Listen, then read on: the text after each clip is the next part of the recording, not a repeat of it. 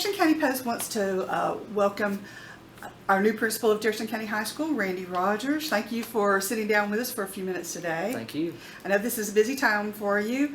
I'm sure that you are knee-deep in getting everything ready for the spring, and I know you all make a lot of plans for the fall at this time of year, so we do appreciate you taking a few minutes. So you are, for all purposes, the fifth man who's going to be seated in the head of Jefferson County High School, which is our flagship school. How does it feel to be on that short list of people who are leading our students here? Well, even though I'm not from here, I'm familiar with the area. I've been coming down here since the mid '80s. Been living here since '97 when I graduated from Carson Newman. It's an honor, it's a privilege to be in this seat.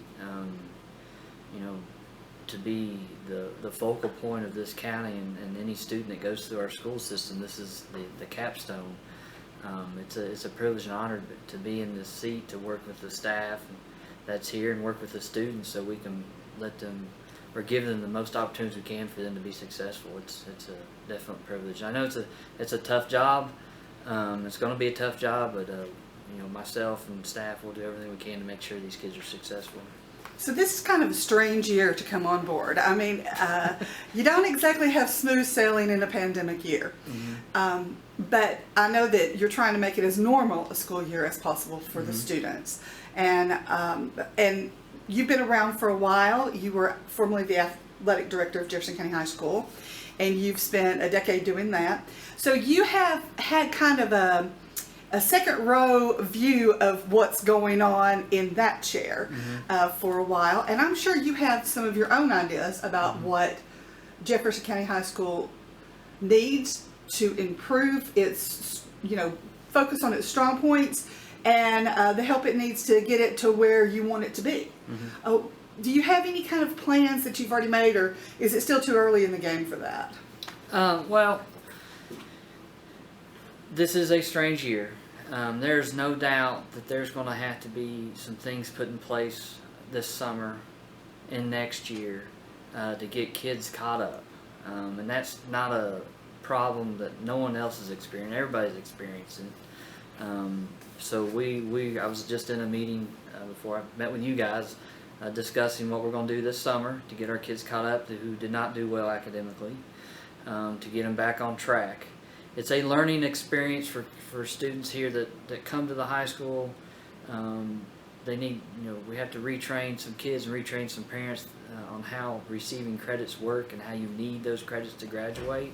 It's just not you're promoted to the next grade. You have to have certain requirements. You have to meet those requirements set by the state, and we have to do some training on that and educating on how that works. There is no doubt we're going to have to spend some time to get some kids caught up, and that is for me priority number one. Not only for the next 9 weeks for some seniors to graduate, we're running out of time quickly, but also getting our junior, sophomores, and incoming freshmen back on track again so they can graduate and be successful. My ultimate goal here is to get any kid that walks through this door is to get them graduated. I know Jefferson County enjoys about a 96% graduation rate historically. That's what we've been.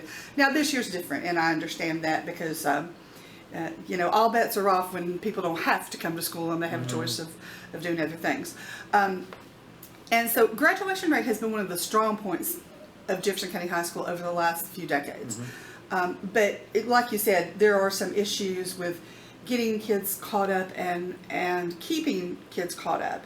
And I know that here at the high school, about 28% of your kids take an ACT, not an ACT, I'm sorry, a AP course. I misspoke, an AP course, which for those of you who don't know is a way that you can accrue some college credits through taking a high school course, and you take an end of course test, and if you score 3 or higher, then you get the college credit for that course. And even though about 28% of the students are doing that, only about 18% are identified as the state totally as college ready here. So there seems to be kind of a discrepancy in that numbers. Are you going to look at some of those advanced placement courses and who's filtering through those courses? Is that kind of a goal here now to take a look at that holistically? Well, we got to look at all our credit options, whether it's standard classes, AP classes, CTE classes. And that's the one great thing about the school. We offer so much. There are so many avenues for any student in Jefferson County to take while they're here to be successful. If they want to go that AP route, we have that opportunity in a number of courses from their freshman year through their senior year. If they want to go the CTE route and earn certifications where they go straight to work, we have that here. If we want a kid who wants to go to college, he's not sure what he's doing, we have classes where they can follow along those lines and learn those skills that would make them successful in college. And then if we have a kid just wants to graduate high school, we got that here too. As a principal, you would get down with your staff, administrative staff, central office staff, your teachers, and come up with a plan on what we can offer to make our kids successful. The AP classes, they're tougher. The exams tougher. Sure. That was one thing that was instituted when I started several years ago. We had AP classes, but the kids weren't required to take the test. When Dr. Walker came in, they were required to take the test. So anybody that signs up for AP, they're taking that test, which is a measuring stick for us that we can go back on and what are we doing right or what are we doing wrong, what we need to fix, because we have that data. Of course, COVID and Sure. the data's might be a little skewed this year, but we're gonna look. We got numbers, and we're gonna look at it and try to make the best plan for our students. But that is the one great thing about this school. One of them is we just have so many avenues that students can take based on their interests, that when they graduate here, they can hopefully be successful. As far as CTE classes, which you mentioned, you have a real successful welding program, I know, but you have several programs that offer children, students, high school students. They're not really kids by the time they get there, like elementary and middle school. They're looking toward the future. Correct. And it gives them an avenue to maybe step out into a career when they leave here. I know that your predecessor was concerned about, and the central office was concerned about, ACT scores and getting that ACT score up. I think historically, Jefferson County High School has been hung at a 20 for as an average score for years, several years.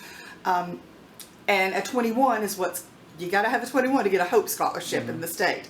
So is that your goal, to get those ACT scores up for the college-bound students? Correct. So they can get that money? Correct. That's always been a goal since we've been to get that ACT to a school-wide average of 21. With a school our size, that's not an easy task. Sure. But we're close, so there's some things that we can move a little bit or tweak and, maybe get it up there. The thing is, with the ACT, it is great for kids who know they're going to college, but things change, people change. And you think of how many adults that are 28 years old, I want to go back to college, okay? Sure. So we try to instill in these kids early how important this test is, because it is a money test. I mean, it's a money test. And if you can get that number, you're going to get some money to go to school, whether you want to go at age 18, 19, or, hey, wait a second, I want to do something different. I want to go back at 26, 27. You got that score, and that's crucial to get some of that money. Now, I will also say, the ACT is a measuring stick, but I also think if you can install a work ethic in a kid and how to just persevere and get things done, you can be successful in school too. Sure. We do emphasize the ACT, and we're going to continue that. Our goal every year is to get to that 21 school-wide, because that's a big deal. That's a good measuring stick.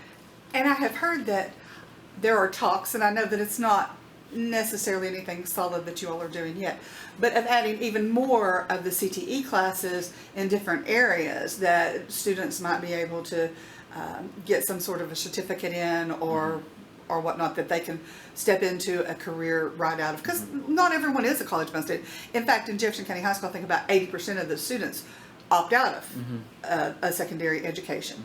I know that that you guys have been working hard here. I hate that you've stepped in the middle of a pandemic here, because you're climbing uphill, and I know that you are. Quickly, can you tell me one thing that you think that Jefferson County High School can do to keep the students at the high school? Because you know you have some private schools, and with this pandemic, a lot of people have opted homeschooling. So what can Jefferson County High School offer that those other places can't offer? Well, again, we have so many avenues all different kids can take here at this school. You know, it's a safe school. Our teachers care about our kids. Our coaches care about their athletes. You know, our counselors work with our kids. You know, this is a good place to be. And, you know, when I've had people come to me as assistant principals or teacher about this place, and they were concerned about this or that or whatever it may be, the COVID and wearing masks, this, that, and the other, you know, my usual response is, listen, I'm here, I have to work here, that's my job. I said, but my kids are here. My kids are here. And if I didn't feel like this was a good place, my kids wouldn't be here. And they're here, and they're going to be here, and they love it here. And I love it here. Even though I'm a transplant, you may say, I love it here. This is the place I decided to stay at, but this school offers so many things. It's a good place. We got a great building, great facilities, great teachers. There's endless possibilities in this place. Jefferson County High School is, as I said, it's the flagship school. It also has the flagship athletic program, and you previously served as athletic director, so that leaves your position empty. So what does that look like for the school for short term and long term? What does that look like? I'll finish out the year this year, since I'm already in that role, and then we will look as a staff to figure out what our needs are. Athletic wise, we are, you know, as a program, pretty successful and have been. Our kids, our student athletes work hard at what they do, and our coaches work with them. And, you know, it was great to see our first track meet in 4 years the other night. And it was great to see it last night when I got home from a baseball game at Seymour. That it's packed, the lights are on, the kids run around the track. It was great to see tennis players the other day. It was good to see spring sports, because that's what we missed last year. And, you know, we had a successful fall, successful winter. But, you know, any school program, athletics plays a part in it. I mean, high school athletics, interscholastic athletics is a major part of any school. You know, it gives an opportunity for kids to try out or be a part of something athletically. And, you know, I always view athletics as an extension of the classroom. It's just more specific on whatever sport it may be. But it's good to see those kids with those interactions, and our program is doing well. That's terrific, and you have a great new facility that you're able to utilize to do that. And I know the students are happy, and they're glad to be back on their own track. Well, you bring that up. I'll mention this real quick. I had a friend of mine from a school in Nashville come over to film an interview with me for the State Awards Conference, and he was blown away at our facility. He just, this is not, he was just absolutely amazed, and he goes, you got some really good stuff here. And it's always good to hear that from someone else who was at a different school or another school, and just, you know, he goes, you got a lot to be proud of. The funny thing was, he walked in our training room, and our trainer Dan Jerick happened to be in there, and he goes, our trainers would kill for this. And Dan goes, we are very blessed, and yes, we are very blessed here with the facilities we have. It is, obviously, it is a point of pride for the students when you have a nice facility, be it the school or the athletic facilities. And Jefferson County High School had kind of fallen into a state of disrepair, and now it is not in that state anymore. Because of the pandemic, things have looked very different this year. And now spring has come, vaccines are out. I know the students are still masking, and they're still doing that type of thing. But I know that you're going to be able to have the prom, and you're going to have a graduation this year. So can you tell us briefly what those things are going to look like? Well, we still have protocols we're going to have to follow. You know, masks are going to be mandated. And prom is going to be at a large facility where we can have adequate spacing. You know, we may have breaks between dance times to get to create some spacing and we can sanitize areas. But they want it and they deserve it, so we're going to give them an opportunity to have a prom, and I'm glad we're doing it. Graduation, I made the announcement yesterday and released it. I was as specific as I can be because you just never know in today's world. I know the vaccines are out, but you never know when CDC says, no, we got to do this, or the governor comes and says we got to do this. I'm anticipating ceremonies May 15th, most likely at Walter State, and I said ceremonies, we're going to have to do at least 2 groups. And the reason for that is the spacing, and also to provide enough tickets for graduates so people can see them. So we're going to do the best we can do with it. If something happens and Walter State says no, then we will probably have something very similar to what we did here last year with our Fine Arts Center, which I thought went very well, and to talk to several people and they liked it. It's just it's a little time consuming and organizing, but we've done it once, so I think we could do it again. Might tweak it a little bit, but again, it's an opportunity for them to be with some of their classmates. We are in discussion about maybe some type of seniors honors night to get them all together in one big group one last time. Maybe like it's a informal honors night, we would maybe feed them, tie-in project graduation where they can get their prizes from all the donations we're getting from that, get their medals that they'll wear at graduation, and they can be together that one time, which is what they really want, that one time all together. That might be an opportunity to do that on an informal senior honors night. Probably still we're gonna have the parade somehow, some way.